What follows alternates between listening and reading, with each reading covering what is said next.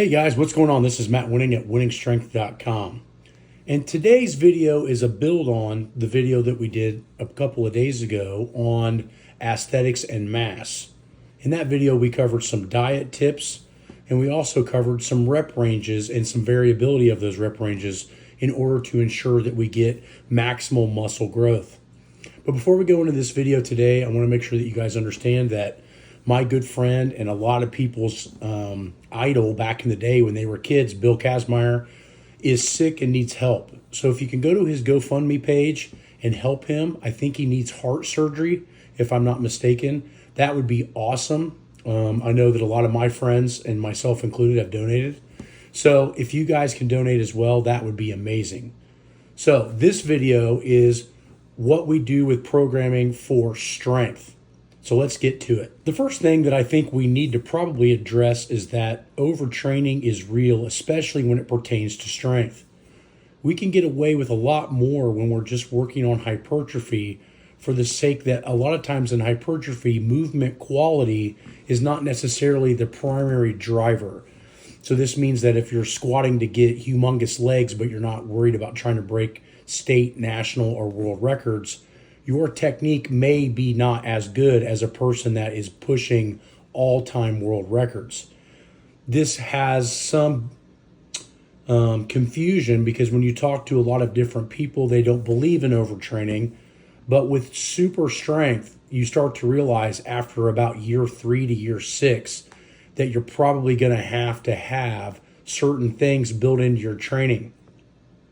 So again, I think that overtraining is more detrimental for strength gains than it is hypertrophy. Now, again, at the most elite level, it's important for both ends. But I'd say, for example, when I was learning how to train and get stronger, once I became an international level lifter around the age of 25, 26, I found out real quick, squatting 1,000 pounds, that overtraining was absolutely real.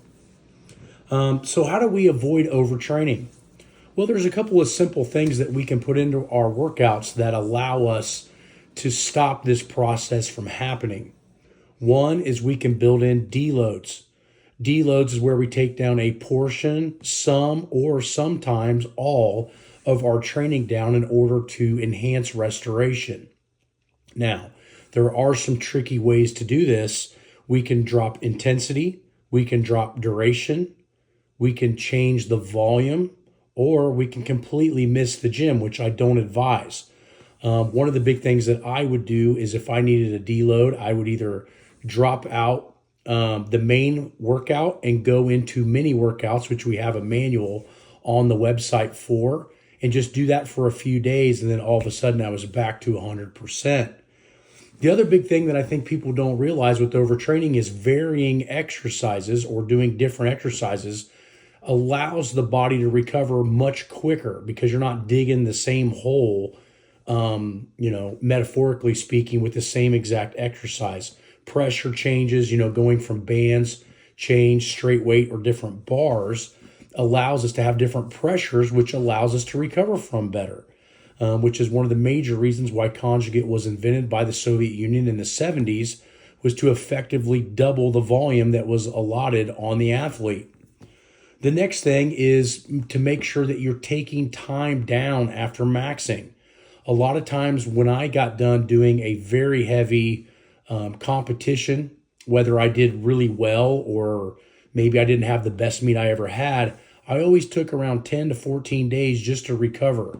Worked on mobility, flexibility, just eating clean, getting lots of rest and sleep, taking naps.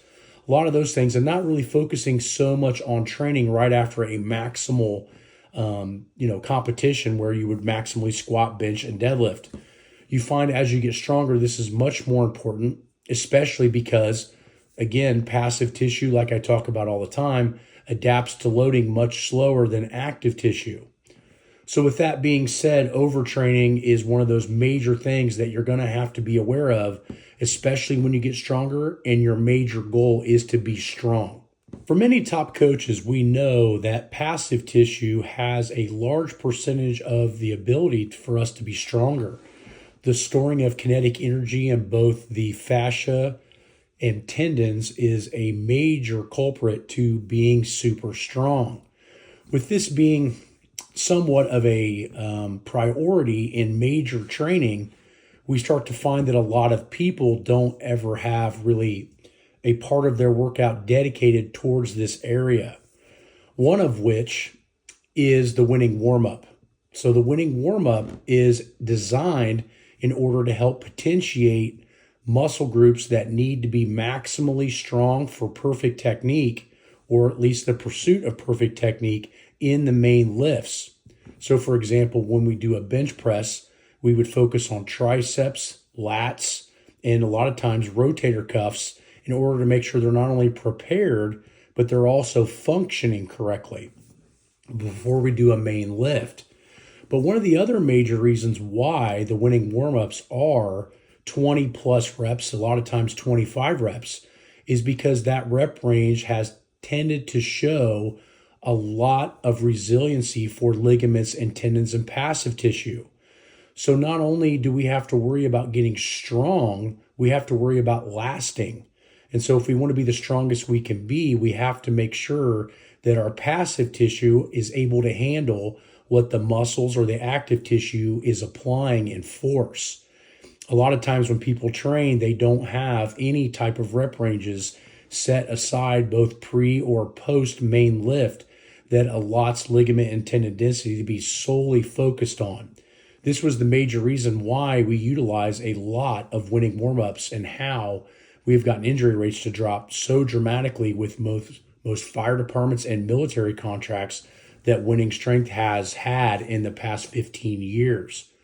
A lot of it is just putting a volume and an intensity load that is directed straight to ligaments and tendons and passive tissue. And again, it doesn't matter how strong your muscles are. If the things that are connected to it are failing, the muscle is worthless. So I find that a lot of people, when they're focusing on strength or hypertrophy, may not be focusing on the areas in which the injuries most likely occur, i.e. bicep tears, rotator cuff tears. You have things like ACL and cartilage damage in the knees. You have disc issues and ligament issues in the lower mid back. These things can oftentimes be completely eliminated if the proper volume is selected over longer periods of time, in my opinion, pre-main lift, allowing the muscles to get warmer, to get more neurologically connected, and to feel its ability to do what it's supposed to do in those lifts. A lot of times we just kind of walk in blindsided, and some of these muscles get overwhelmed, oftentimes too quickly, causing an injury. So in my opinion, I think that the winning warm-ups is another major factor in strength that a lot of times is avoided. The last thing that I want to cover today on strength training is rep ranges for strength. Now, again, I am in complete agreement that you need a vast array of different rep ranges, but when it applies to the actual strength lifts that you are trying to compete in, I have some variables that I think may be important. I think that the repetition ranges need to be a little bit more specialized with, say, if we're a powerlifter and we want to be good at squat, bench press, and deadlift. For example, these lifts in and of themselves don't usually go much over 5 reps. A lot of that is for technical breakdown and to not have the body conserve energy for extra reps. Because when we're trying to do, say, a 1 rep max squat, a lot of times doing 15 and 20s might be amazing for hypertrophy, but the transfer of that to a 1RM may be negligible, especially at certain levels of training. So what I find is that if you look at a lot of our workouts on Patreon or TrainHeroic, especially in a competitive phase, which is usually twice a year, we don't use the normal compound movements for high repetition ranges. Yes, we will do barbell bench press for warm-ups, for the winning warm-ups before we do a main lift, but a lot of times we don't. Same thing holds true with the squats. Right now we're doing bamboo bar squats for sets of 25, but in the classical movements, we do not use straight bar, straight weight for high repetition ranges for the actual training mode in and of itself.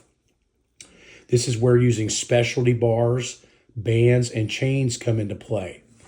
But before I digress way farther down that road, what I wanted to talk today is about rep ranges. So for maximal efforts, we oftentimes very seldom go over 5 rep max, and that allows us to get a lot of singles. So think about it in this perspective. If we do 3 sets of 10 reps, which is a very normal, set and rep scheme, we only get 3 singles when we train. If we flip those numbers around and do 10 sets of 3, we've gotten 10 singles out of those rep and set ranges by reversing them. So getting more singles in your training, if your goal is to be good at 1 rep maxes, is very, very important. It's also important on speed work that we try to match the time in which we are trying to display our strength. So you'll notice with speed work, a lot of times we do 2s and 3s. 3s on the bench because we have a shorter range of motion, and 2s oftentimes on the squats because it's a longer range of motion. But the point is, if we break down the time in which it takes to do a speed set, this is oftentimes very similar to how long it takes to actually do a 1 rep max, which is matching the energy systems. This is very, very confusing for a lot of people that don't understand. Well, Matt, I see this all the time on my YouTube video. Why are you only doing triples and it looks so fast? Well, 1, we're creating rate of force, and 2, we're trying to match the time in which a 1 rep max is completed. I think that this is a huge problem that we see right now, that people are just not thinking about, in my opinion, common sense on how to train. So rep ranges for your compound lifts should very rarely go over 5 reps if you want to see maximal strength increase for the reasonings I mentioned beforehand. So I hope this video has helped you a little bit with the differences in strength and hypertrophy. I think that in strength training, your repetition ranges need to be a little bit tighter as far as the compound movements are concerned. The other thing that we have to remember is that if we're trying to get stronger, what holds us together is going to allow us to contract very hard. So instead of constantly focusing on muscle, maybe focus on ligament, tendons, and cartilage with at least a portion of your training, and you may find that not only do you feel better working out, you're actually able to push harder. And the next and final thing that we talked about first in the video is building in deloading. A lot of people don't believe in deloads, but I'm telling you right now, after 30 years of doing this, deloads are absolutely necessary. In my personal opinion, you can either build deloads into your training, or your body will build it in for you by getting sick or getting injuries. So this is Matt Wenning. Hope to visit you guys at winningstrength.com. And another reminder, please go to the GoFundMe page and help my friend and a lot of people's mentor, Bill Kazmaier, with his surgery. Talk to you guys soon.